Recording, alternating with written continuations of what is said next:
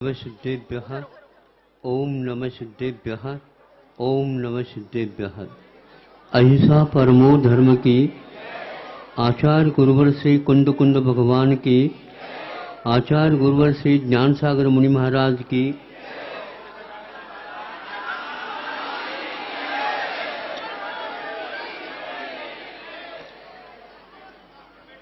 आज यह प्रातःकालीन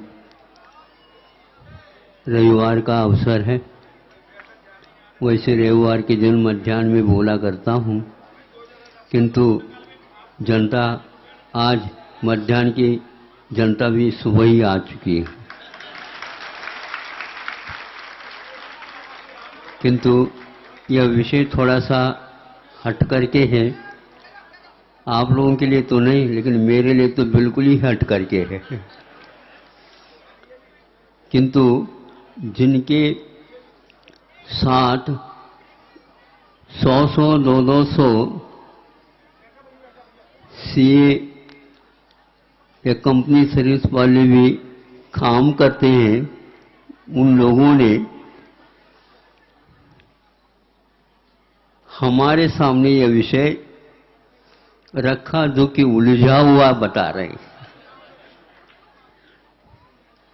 उलझन और सुलझन का क्या अर्थ होता आप समझते हैं, और इसका बहुत समाधान भी सरल है। ये सीए जो कहलाते हैं,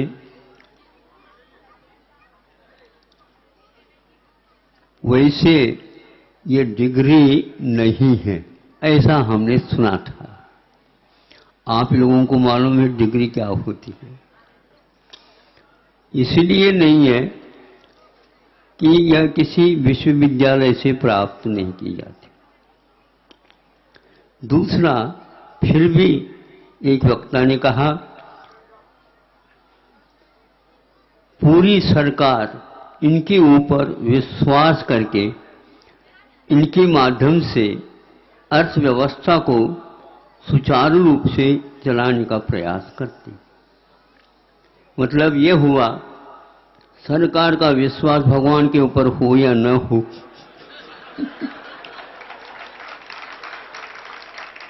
किंतु ये तो विश्वास के पात्र है। और इनका विश्वास चूंकि हमारे ऊपर है, जिसका अर्थ ऐसा हो गया, घूम करके कहीं न कहीं वह अपने पास ही आ रहे।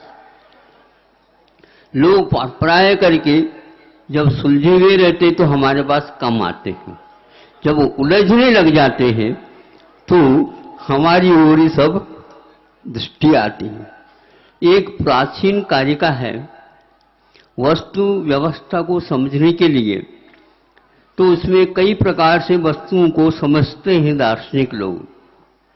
उसमें एक और ऐसा भी तत्व का जानकार है, वह कहता है, जीवन आखिर है क्या?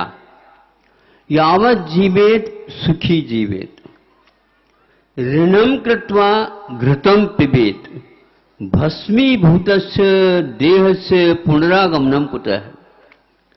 उस व्यक्ति, उस वाद का एक सिद्धांत है, एक श्रद्धान है, एक दृष्टिकोण है कि जीवन जो है नश्वर है, भस्मीभूत होने वाला है। वह भस्मीभूत इसलिए कहा गया है, वह चार्वाक मत, चूंकि यह यहीं पर था भारत में भी, किंतु उसका साम्राज्य विश्व में फैल गया है। इसलिए उसने क्या कहा था, भस्मीभूतस्य, कि अंत तो गत्वा इस जीवन का दाह संस्कार के साथ ही अंत होता है, फिर बाद में दीपक लग जाए उनके नाम से, किंतु यहीं तक है। इसलिए भस्म होना है, नहीं इसको भस्म कर दो, तो भस्म किया जाता है, उसका जीवन का कोई पता है ही नहीं। इसलिए भस्म होने से पूर्व में सुख और शांति का अनुभव कर लेना चाहिए। ये तो मुझे बहुत अच्छा लगता, सुखी बनने का, शांति पाने का।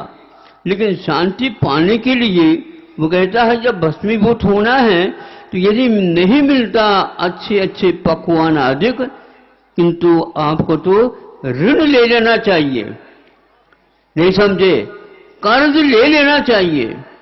मंच में ऐसे व्यक्ति बैठे हैं, बहुत पूरा विश्व भी ऋण निकाल करके सुखी बनने की बात कर रहे हैं, और इन लोगों को नहीं मिला है इसलिए तो ऐसे कर रहे होंगे, क्या पता।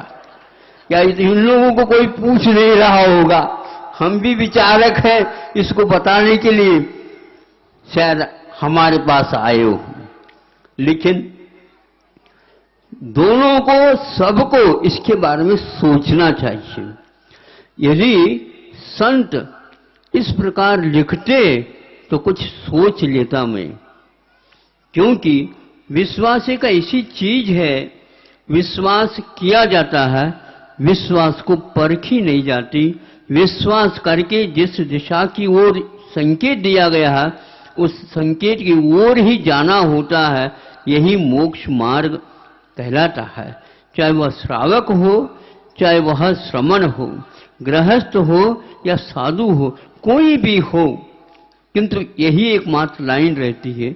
यदि विश्वास है तो जीवन अविनश्वर है इसके बारे में है, या नश्वर है इसके बारे में है, या जीवन यहीं तक सीमित है। ये बहुत महत्वपूर्ण प्रश्न, गहन प्रश्न है, क्योंकि आत्म तत्व देखने को उपलब्ध नहीं होता। जो कुछ दिख रहा है वो भस्म होने वाला दिखता है, इसलिए आंखों के ऊपर विश्वास नहीं किया जाता, अनुभव किया जाता है। और जब अनुभव होता है तो विश्वास के लिए कोई आग्रह करता है, उसकी बात में कोई दम नहीं, ऐसा विश्वास कर लिया जाता है। आज का भौतिक युग केवल इसी का अनुकरण कर रहा है। कोई भी देश क्यों ना हो, भारत भी इसमें अपवाद तक नहीं है, वह भी उसी लाइन में है। लेकिन लाइन में होते हुए पुरोधा नहीं है, वो अंतिम पिछलग्गू का काम कर रहा है। जो पिछलग्गू होते हैं दोनों तरफ सोचते रहते हैं, ये शुभ चिन्ह है। यह हो क्या रहा है देख तो लो, बाजार का भाव क्या है देख लो, फिर बाद में व्यापार करो। कुछ लोग नहीं, बाजार तो हमारे हाथ में है, ऐसा विश्वास करके जाते हैं, वे करोड़पति भी रोड़पति बनते हैं। एक रात में पलटा खा जाता है। इन लोगों के मुख से ये शब्द सुन करके ऐसा लगा कि हम तो फंस गए हैं। फंस क्यों गए हैं? कौन सी नीति के कारण फंस गए? क्योंकि व्यवस्था आप संभाल रहे हो, तो व्यवस्था संभालते हुए आप फंस कैसे गए? आपको इस कारिका का बोध नहीं होगा। और यह कारिका किसके द्वारा लिखी गई है? ऋण का पक्ष कभी भी भारत नहीं कर सकता।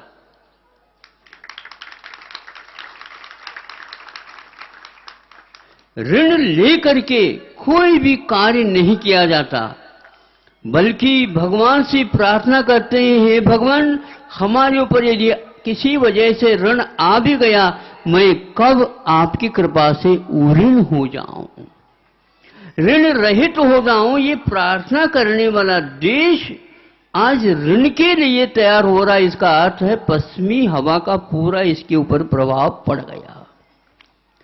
पहले निःशुल्क अर्थ का, शास्त्रों का, विद्या का आदि अर्जन होता था।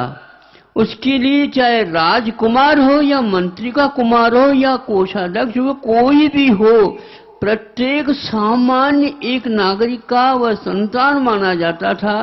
और जाकर के साधुओं के पास अपने अपने विद्या अध्ययन कर लेते थे। फिर 12 वर्ष के उपरांत, अध्ययन के उपरांत पुनः जाना हो तो जाते हैं, गृहस्थाश्रम में प्रवेश करते, नहीं है तो संन्यासाश्रम आश्रम में रह करके युग को पढ़ाने का कार्य अवश्य करते थे। ये इतिहास है। ऋण की बात कहीं भी नहीं कही, किंतु आज हर काम में ऋण लेना एक परम कर्तव्य हो गया है। अब देखो इस ऋण के कारण क्या क्या हो रहा है। इन ऋणों के कारण ही ऋण होने नहीं देते। वो आपके सिर के ऊपर वह ऋण बना रहे। गुरुजी कहा करते थे, वो एक भजन हमने यहां पर भी सुन लिया, हे भगवान आप ही सब कुछ हमारे लिए, साहूकार हैं, श्रीमान हैं, प्रभु हैं, सब आप ही हैं, लेकिन भारी ब्याज न लीजियो हमसे, ब्याज पर ब्याज न जोड़ियो।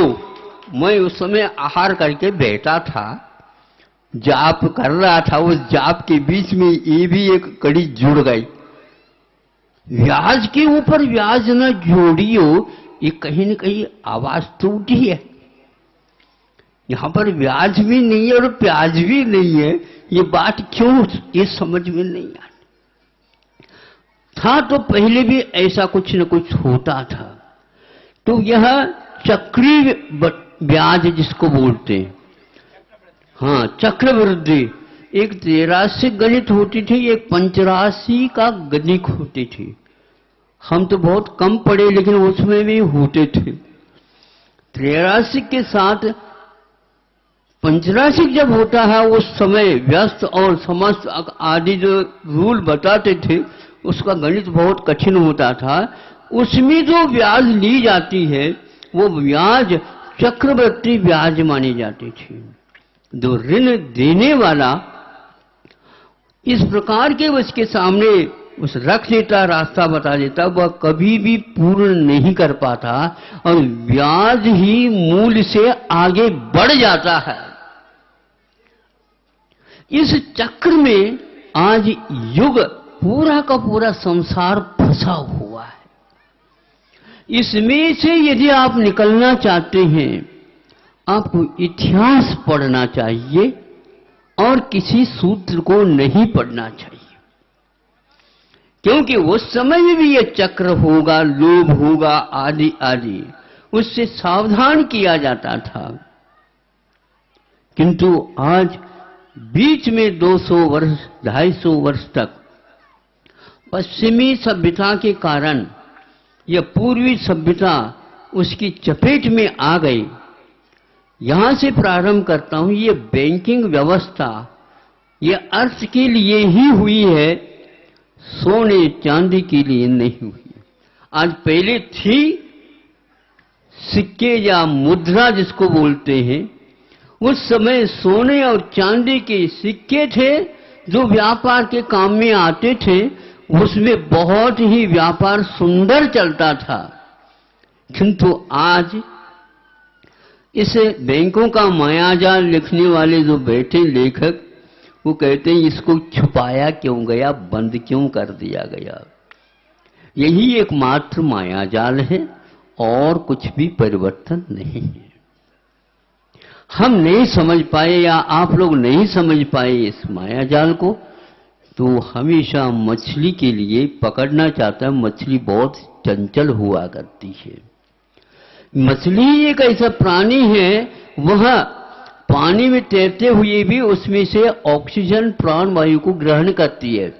इतना ही नहीं, हमने यहीं पर घटना देखी है। मछली एक ऐसी है जो धारा में बहती भी है, लेकिन उल्टी धारा पर वह चढ़ने का प्रयास भी करती है। मछली वह है जिसके पास पैर नहीं है, किंतु पानी के वेग के साथ नीचे की ओर न आकर के निचली मछली तालाब में से या झरने में से ऊपर शिखर तक चढ़ने की बात करती है।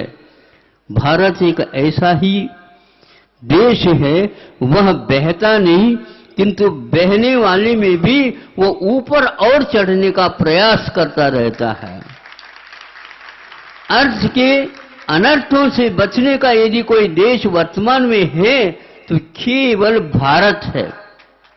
और भारतवासी के माध्यम से ही टिका रहेगा। लेकिन इतिहास गौण होने के कारण अध्ययन जो सीए पढ़ करके आए हैं, लिख के आए, काम कर रहे हैं, उनके सामने भारतीय इतिहास को नहीं दिखाने का परिणाम है। हमारे लिए महाराज कोई सूत्र दे दो। अर्थशास्त्री होते हुए भी अर्थ के बारे में जो दिमाग है वो विदेशी यदि होंगे तो भारतीय अर्थशास्त्र तो अवश्य गौण होगा और उसकी होली जल गई होगी, क्योंकि भारतीय इतिहास में कभी भी इस प्रकार का संकट नहीं आया जो वर्तमान में आने जा रहा है।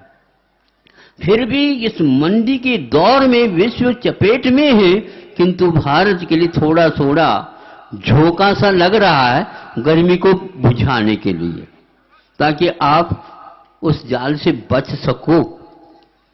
बहुत अच्छी सोच है आप लोगों की, और ये अर्थशास्त्री सारे यहां पर इस युगीन है, अर्थ में फंस गए, किंतु अर्थ से निकलने के रास्ता इनके पास नहीं है। अभिमन्यु की दशा इन लोगों की हो गई है कौरवों के कारण, और कौरवों का वह दोष नहीं है, पांडवों के प्रमाद के कारण। पांडव अपने आप को यूं करके मत बैठो, आप लोगों ने बहुत बड़ा प्रमाद किया है, सोचना चाहिए था। ये सारे के सारे सीए वाले ऐसे नहीं आते, किंतु एक को हमने पहले पकड़ा कि आपकी क्या राय है, आप इस दिशा में हमें थोड़े बहुत बता दो, क्योंकि लोग इस प्रकार परेशान हो रहे हैं और मेरा ये सब्जेक्ट विषय है ही नहीं, मैं इनके सामने कुछ कहूं। ये लोग महाराज को रविवार के दिन अर्थ की बात पड़ी, ऐसा लगता है कि ये अर्थ की हवा इनको भी पकड़ ली। ध्यान रखो, हम अर्थ से नहीं अर्थ पुरुषार्थ से प्रभावित होते हैं। हम भारत से प्रभावित होंगे, विदेशों से नहीं होंगे। जो विदेश भारत से प्रभावित है उसके लिए भी हम बहुत जल्दी भुला करके आशीर्वाद दे सकते हैं। अर्थ पुरुषार्थ और अर्थ में, काम पुरुषार्थ और काम वासना में बहुत अंतर है, मोह मार्ग और मोक्ष मार्ग के बराबर अंतर है।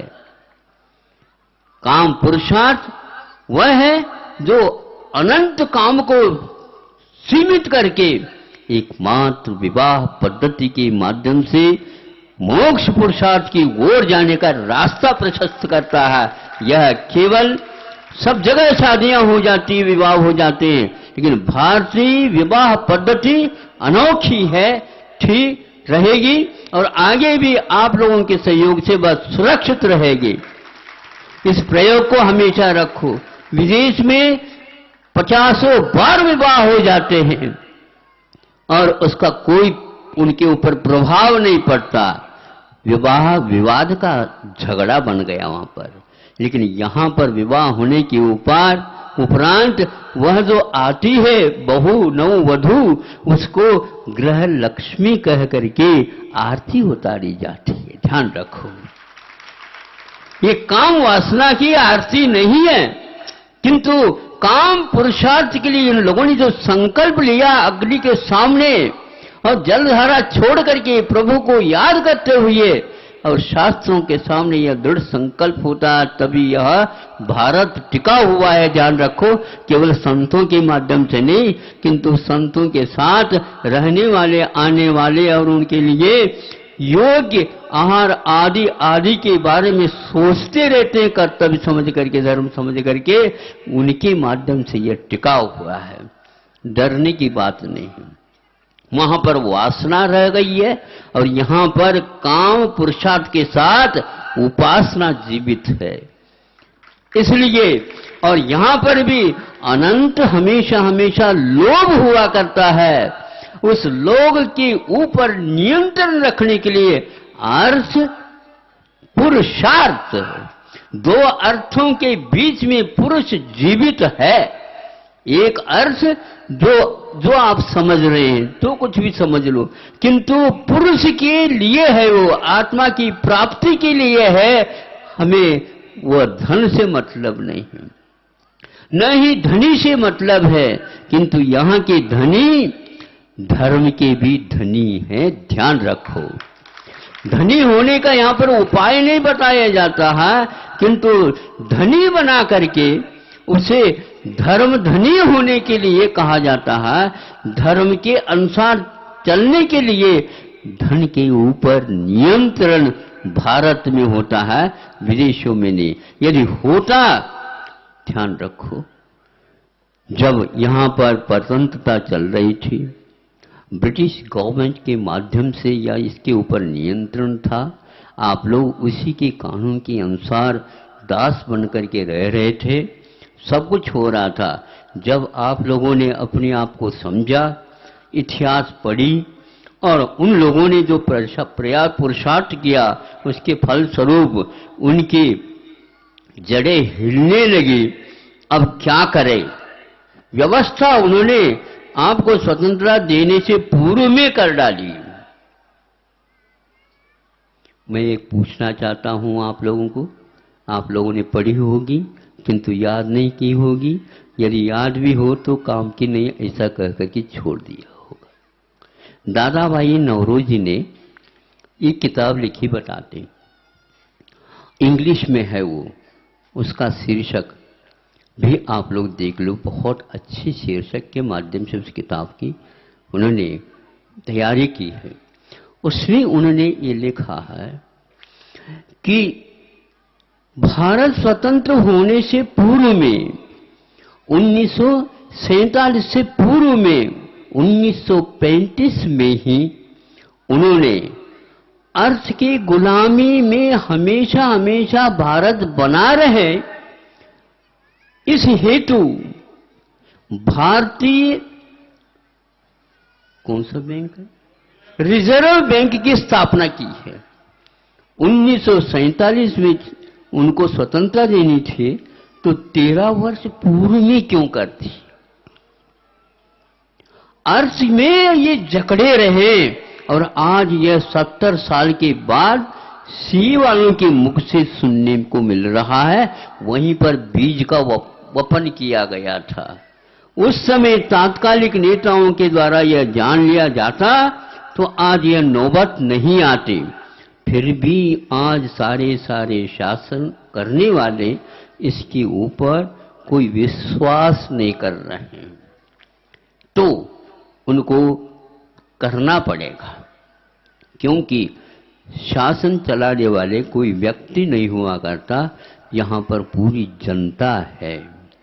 जनता के हाथ में यदि शासन की डोर है तो जनता सब कुछ कर सकती है, किंतु जनता यदि पिछलग्गू बन जाए छोटी सी स्वार्थ के लिए, तो फिर इतिहास को कोई भी ताजा नहीं कर सकता, भारत को कोई लौटा नहीं सकता। कितने भी लौट फूट कर दो, आपको तो उनके पीछे पीछे ही रहना है, और पीछे जीवन जीने का ही अर्थ ये होता है।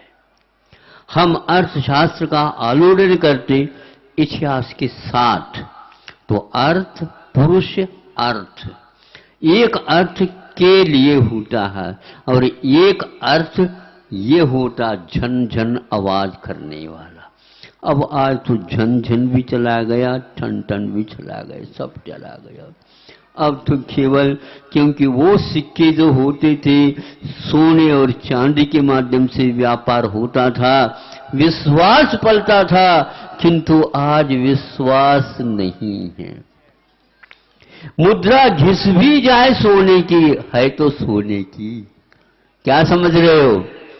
मुद्रा घिस भी गई तो भी सोने की है, उसका तो कहीं भी जाओ मूल्य वही रहेगा, कितने में कितने तोले। एक तोले का क्या मूल्य है, यदि वह पुल जाता है घिसी हुई मुद्रा भी चल जाती है। लेकिन आज घिसी हुई भी मुद्रा नहीं है, फिर भी चल नहीं पा रही है, क्योंकि उसके पास पैया ही नहीं है, रुपया नहीं है, वो नोट है। ये कौन से भैया को याद है मुझे बताओ? सब भैया आज रुपया के भूल करके नोट की लड़ियों के ऊपर जा रहे हैं, और आज सोने का मूल्य तो कम नहीं हो सकता, लेकिन मुद्रा, भारतीय मुद्रा का मूल्य कहां तक पहुंच जाता, बताओ मुझे, बताओ क्यों हो रहा है? इसका मात्र एक कारण है बैंकिंग मायाजाल। पक्की बात है ये कि मंदी होते हुए भी अमेरिका का मुद्रा का मूल्य बढ़ क्यों रहा है और यहां पर मूल्य घट क्यों रहा? कर्ज लेने वालों की दशा यही हो जाती है। मूल्य समाप्त होता जाता है। जैसे चाहेंगे वो लोग, उसी के अनुसार आपको व्यापार नीति बनानी होगी। अब आपके हाथ में व्यापार नहीं।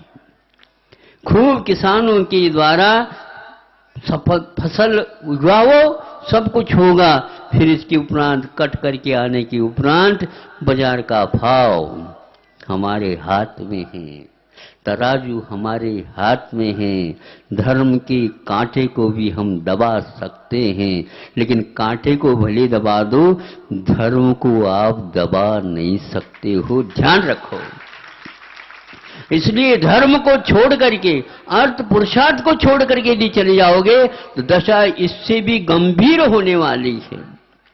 हमने इसको बहुत दिन पूर्व में कहा था भाद्रपदों में। आप इसको पढ़ो। हमारे यहाँ उमा स्वामी महाराज हुए हैं, संस्कृत में सूत्र ग्रंथ की रचना की है। उसकी 10 अध्याय हैं। उन अध्यायों में इसके लिए भी स्थान दिया है। जैनाचार्य सर्वांगीण सर्वतो भद्र होकर के जानते हैं, सोचते हैं और उसके सूत्र के उल्लेख करते हैं, प्रसंग के अनुसार करते हैं। आप परिग्रह से बचना चाहते हो, लोभ से बचना चाहते हो या चक्रवर्ती ब्याज से बचना चाहते हो, तो बाहरी 10 प्रकार के जो परिग्रह वस्तु हैं उनके ऊपर सीमे की जो रेखा है उसको खींचना प्रारंभ कर दो। हम इतना क्षेत्र रखेंगे जिसमें बीज बोया जाता है, इससे ज्यादा नहीं रखेंगे। उसका उपभोक्ता और किसी को हम देंगे, संतान के नाम से करेंगे, सब कुछ करेंगे, किंतु हम अपने नाम से नहीं रखेंगे। वास्तु जहां पर रहने के लिए आवश्यक है, रहना है, बसना है, वह भी एक परिग्रह है, किंतु कितने रखना है। सुना अमेरिका में बिल्डिंग बनाए गए, अच्छे अच्छे 3-3, 4-4, 5-5 करोड़ रुपए व्यय हुए उसमें, और उसके लिए शुरुआत से ही लोन दे करके स्वामियों को खड़े कर दिए गए। तुम्हारे लिए इस प्रकार का बिल्डिंग बनेगा और लोन पर हम जल्दी आपको दबाएंगे भी नहीं, आप धीरे धीरे देते चले जाइए। और लोभ में आ गई जनता, और जिनके पास ये था तो लेना प्रारंभ कर दिया। जब बिल्डिंग आ खड़े हो गए, फिर बाद में उन्होंने कहा कि भैया इतने जो है लोन तो दे दिया, देना तो हमें पड़ेगा। तो उसको कोई भी 3-4 करोड़ के वह कीमती बिल्डिंग को 25-30 लाख 50 लाख में भी खरीदने के लिए कोई तैयार नहीं। तो बिल्डिंग मंडी आ गई। सुन रहे हो आप? रहो जा करके, वहां पर भूत खेलते हैं।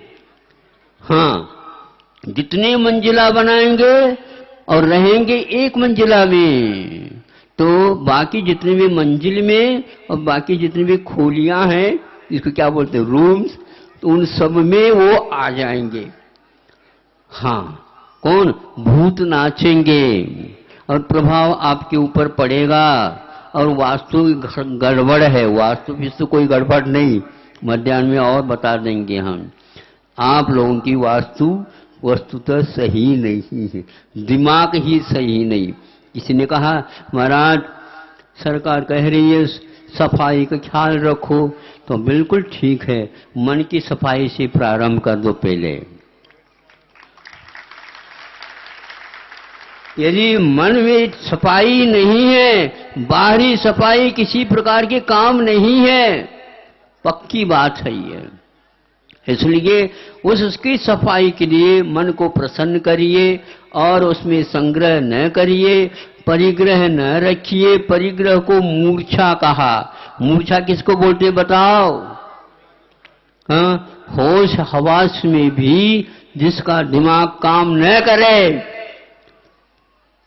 सब यूं यूं कर रहा है, लेकिन क्या कर रहा है ये पता नहीं, संकेत क्या दे रहा है ये पता नहीं, मुस्कान है ही नहीं, पागल कोई होता है और जो कौमों में आता है तो वो प्राय करके एक आदमी बात छोड़ करके अपवाद को हंसता नहीं, हंस भी ले सामने वाले देख करके भय लगेगा, क्या पता ये हंस रहा है क्या भूत है, क्या पता। ये दशा होती है। वहां पर 200 वर्ष की बैंक थी अमेरिका में, उसको अमेरिका सरकार बचा नहीं पाए उस प्रकार की मंदी में, और वह ऐसे गिर रहे थे, ऐसे तैसे ताश के पत्तों के बिल्डिंग गिरते, ऐसे सैकड़ों बैंक वहां पर फेल हो गए। एक बैंक भी भारत में किसी प्रकार से क्षतिग्रस्त नहीं हुआ। ये तो हवा के झोंके के साथ कुछ हिलना पिलना तो होता ही है, इतना प्रभाव तो पड़ता ही है, लेकिन एक भी नहीं गिरा। दूसरी हम कहना चाहते हैं, अर्थव्यवस्था नहीं समझने के कारण, उसका उद्देश्य नहीं समझने के कारण, हमने लेख पढ़ा था, आप लोगों के मुख से सुना था, उसको ज्यों का त्यों मैं कह रहा हूं। मैं अपनी तरफ से कुछ भी नहीं कहना चाहता हूं। पूर्वजों ने लिखा है सब कुछ हमनी लोगों के लिए, वर्तमान में अनुभव में आ रहे हैं, वो देख करके हम समझ सकते हैं और संभल सकते हैं अपने आप को। एक कोई कंपनी होगा, उसका नाम कुछ भी होगा, उसके पास 15,000 लगभग इंजीनियर्स थे। अब सीए वालों की बात नहीं, इंजीनियर से, और वो काम में आते थे, काम कर रहे थे। जब उस कंपनी को इस सारा देख करके छानबीन कर दी गई, आप लोग नाम तो जानते हैं, नाम के कोई मतलब नहीं। जब छानबीन की गई है तो वहां 15,000 इंजीनियर नहीं थे, केवल कागज के माध्यम से चलता है, और उनको प्रतिदिन का 1 माह का जो कोई भी वेतन वो दिया जाता था। ये चलता रहा। ये कब तक चलेगा? वह क्यों होता था? क्योंकि इसके माध्यम से इतने इंजीनियर इनके कंपनी में काम करते हैं, तो सरकार लोन, अरे आपकी ही बैंक है, इतना आप टर्न ओवर कर रहे हैं, सरकार के लिए इससे बढ़कर के और कौन से, अन्यथा शरणम, वो चलेगा। जब ये ज्ञात हो गया कोई भी इंजीनियर नहीं है, कुछ ही काम करने वाले,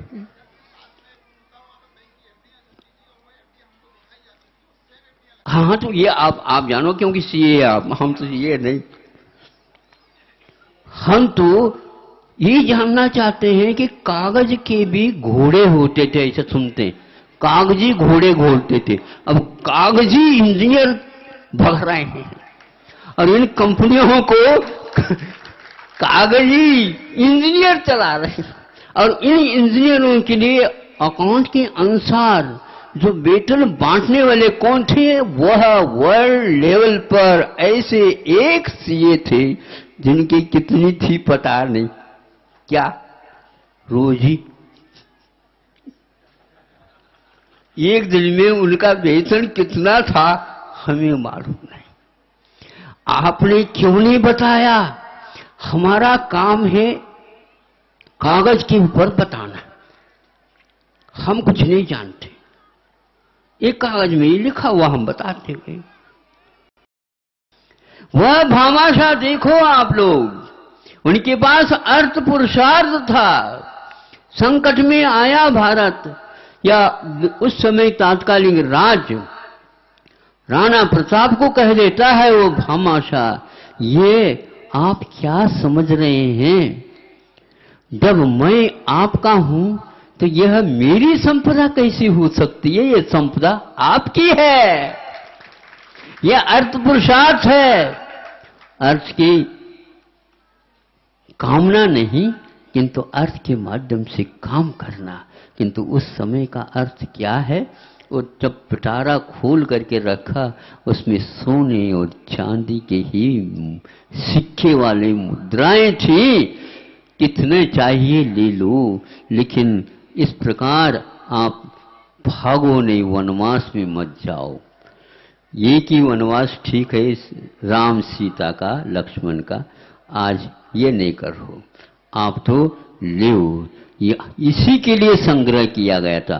संग्रह और परिग्रह में संतों ने भी भेद रेखा खींची है। संग्रह तो किया जाता है, लेकिन समय पर खोल करके संकट को दूर करने के लिए किया जाता है, किंतु परिग्रह वह मूर्छा का काम होता है। चमड़ी जाए तो जाए, लेकिन दमड़ी न जाए। खाल उखड़ जाए तो भी कंजूसी लोग दमड़ी की ही रक्षा करते रहते हैं। ध्यान रखो, जीवन की रक्षा के लिए यदि हमारी दमड़ी काम में आती है तो यह प्रभावना का अंग बनेगा। बहुत कम समय दिया गया था, 5 मिनट का उल्लंघन हुआ है, लेकिन पूजन हो चुकी है।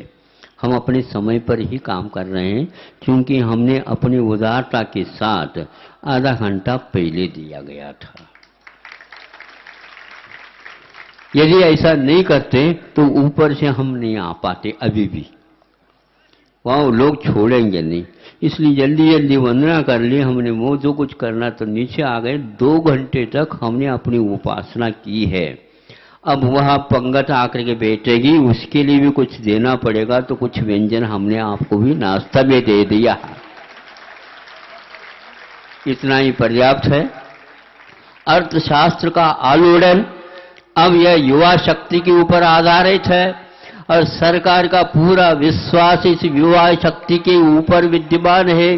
जैनियों के पास युवा शक्ति से युक्त सीए वालों की संख्या कम नहीं है, और ऐसे परोस दो सरकार को। हमेशा हमेशा सरकार याद करेगी कि यहाँ होना चाहिए ऐसी शिक्षा और ऐसा ही सिद्धांत।